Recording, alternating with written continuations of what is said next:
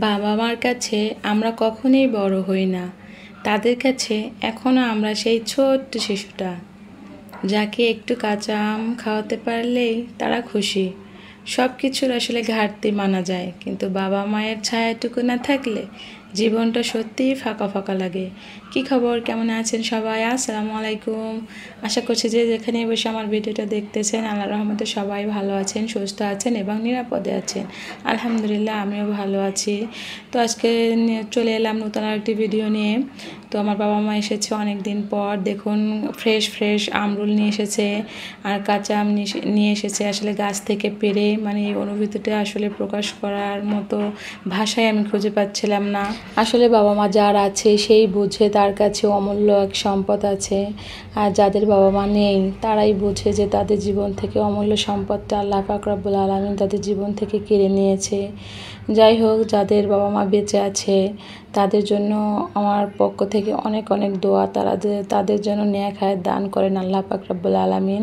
আর যাদের বাবা মা নেই, যে সব আপু বা আমার যত ভিউয়ার্স আছে যারা এই মুহূর্তে আমার আসলে ভিডিওটা দেখতেছেন, তাদের বাবা মা যারা পৃথিবী থেকে বিদায় নিয়ে গেছে তাদের জন্য আমার মন থেকে মানে অনেক অনেক দোয়া, তাদেরকে যেন আল্লাহ পাক রব্বুল আলামিন জান্নাতবাসী করেন।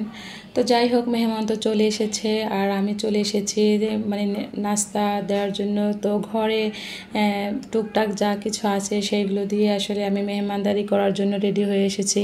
তো দেখুন, এদিকে দলবল অনেক ভারী আছে, আমার ছেলে, বোনের মেয়ে, মানে অনেকেই আসলে আমরা আছি। তো প্রায় 2-2.5 কেজির মতো আসলে চিকেনটা ছিল। তো সামান্য উপকরণ যা যা বাসায় ছিল সেগুলো দিয়েই আসলে আজকে চিকেন ফ্রাইটা করব। তো আপনারা দেখতেই থাকুন। এই মুহূর্তে আসলে আপনাদের কাছে ছোট্ট একটা রিকোয়েস্ট রাখবো, যারা আমার ভিডিও এই পর্যন্ত দেখে আসছেন প্লিজ আমার মানে চ্যানেলটাকে সাবস্ক্রাইব করে আমার পাশেই থাকবেন। আর যদি ভিডিওর ভিতরে কোনো একটা অংশ ভালো লেগে থাকে তাহলে একটা লাইক দিয়ে ভিডিওটা কন্টিনিউ করবেন। আসলে আপনাদের একটা লাইকই আমার ভিডিও করতে অনেক উৎসাহ প্রদান করে। তো আপনারা দেখতে থাকুন আসলে কিভাবে খুব সিম্পলভাবে চিকেন ফ্রাইটা করেছি।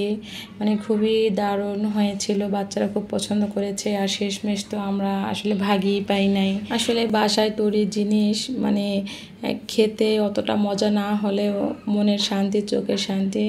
মানে বাচ্চাদের খুব হেলদি একটা ফুড, আমরা সবাই আসলে চেষ্টা করতে পারি বাসায় এসব কিছু করে দিতে। আসলে বাচ্চারা খেতে খেতে যখন অভ্যস্ত হয়ে পড়বে তখন ঠিকই ভালো লাগবে। আর এখনকার যুগের ছেলেমেয়েরা আসলে বাইরের এত ফাস্টফুড খায় যে মানে বাসায় যতই ক্রিসপি, যতই ভালো, যতই ইউনিক আইডিয়া দিয়ে যতই মানে নাস্তা তৈরি করুন, তাদের কেন জানি ভালোই লাগে না। ওই যে তারা বাহির থেকে খাবারটা মানে মানে মজাটা পেয়ে গেছে। তো আমি তো মানে মাঝে সাঝে ট্রাই করি। আসলে আমি আর আমার বোন তো পাশাপাশি থাকি। তো দেখুন, খুব মানে সহজেই আসলে বাসায় কি সুন্দর মানে চিকেন ফ্রাই করে ফেলেছি। মানে দেখতে খুবই লোভনীয় হয়েছিল আর খেতেও দারুণ মজা হয়েছিল। তো বাকিগুলো আসলে একটু একটু করে আমরা সবাই ভেজে নিয়েছিলাম, চিকেনটা ফ্রাই করে নিয়েছিলাম। আমার বোনের মেয়ে এখন আসলে ফ্রাইটা করছিল, আমি প্রথম দিকে ছিলাম। তো বললাম তুমি একটু করো।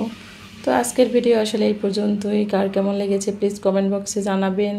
আপনার ছোটো বোনটাকে একটু কমেন্ট করে জানালে কী ক্ষতি হয় বলুন। যারাই কম বেশি আমার ভিডিও দেখেন কেউ একটু কমেন্ট করেন না। আসলে আপনারা ভালোবেসে যদি পাশে থাকেন তাহলে আমার চলার পথটা আরও সহজ হবে। তো আজকের ভিডিও এই পর্যন্তই। মানে আপনারা ভালো থাকবেন, সুস্থ থাকবেন এবং নিরাপদে থাকবেন, আমাদের জন্য দোয়া করবেন। আল্লাহ হাফেজ, আসসালামু আলাইকুম।